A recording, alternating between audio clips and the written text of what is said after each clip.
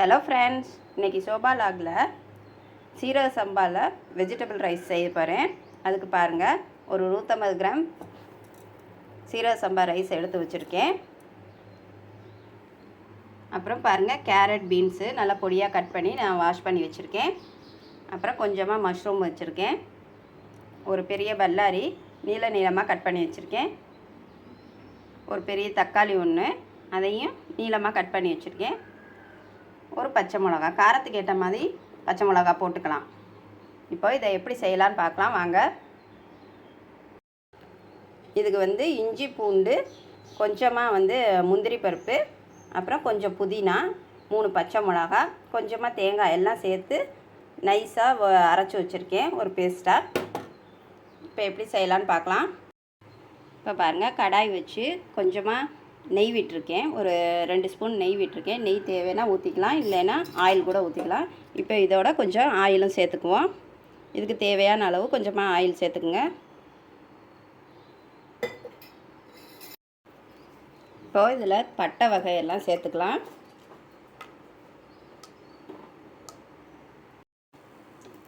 இப்போ பாருங்கள், இதில் நம்ம கட் பண்ணி வச்சுருக்கேன் இந்த ஆனியனே சேர்த்துக்குவோம். சேர்த்து நல்லா வதக்கணும்.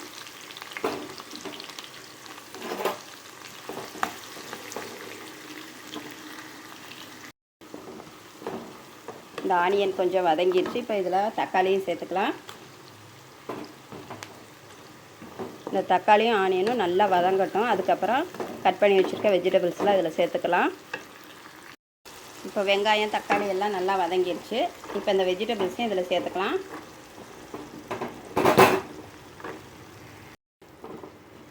இந்த வெஜிடபிள்ஸை கொஞ்சம் நல்லா வதக்கி விடணும்.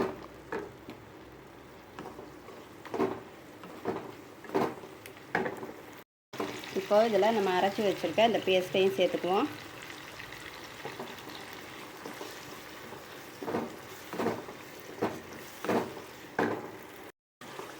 இந்த வெஜிடபிள்ஸ்லாம் நல்லா வதக்கியாச்சு. இப்போ இதில் ஒரு பச்சை மிளகாவும் சேர்த்துக்கிறேன்.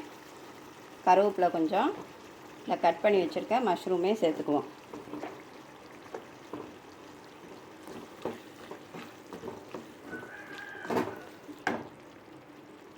இப்போது இது 1 ஸ்பூன் இது பிரியாணி பொடி வச்சுருக்கேன், அதையும் இதில் சேர்த்துக்குவோம்.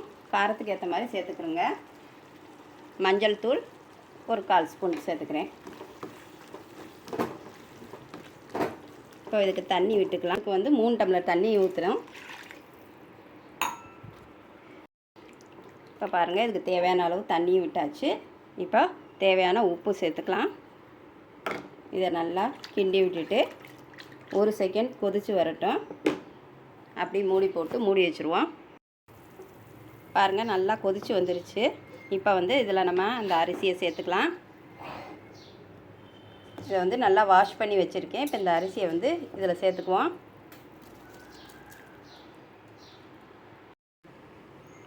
இந்த அரிசியை போட்டாச்சு. இப்போ நல்லா கிண்டி விட்டுட்டு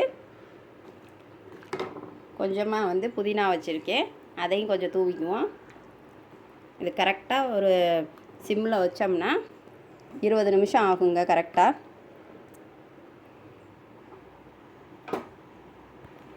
இப்போ மூடி போட்டு மூடி வச்சிடலாம்.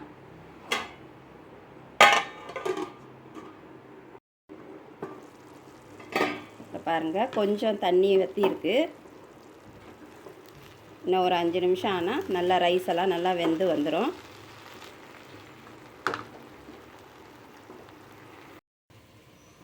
இப்போ பாருங்கள், 20 நிமிஷம் ஆயிடுச்சு. ரைஸ் எல்லாம் நல்லா வெந்துருச்சு பாருங்கள். பாருங்கள், நல்லா வெந்துருச்சு. இனி ஸ்டவ் ஆஃப் பண்ணிவிட்டு இறக்கிடலாம். பாருங்கள், சூப்பரான வெஜ் பிரியாணி ரெடி ஆயிடுச்சு பாருங்கள். அதுக்கு சைடிஷ்ஷாக எக்கு மிளகு வறுவல் வச்சுருக்கேன். இது சைடிஷ் நல்லா சூப்பராக இருக்கும். இந்த டேஸ்ட் பிடிச்சிருந்தா லைக் பண்ணுங்கள், சப்ஸ்கிரைப் பண்ணுங்கள், கமெண்ட் பண்ணுங்கள்.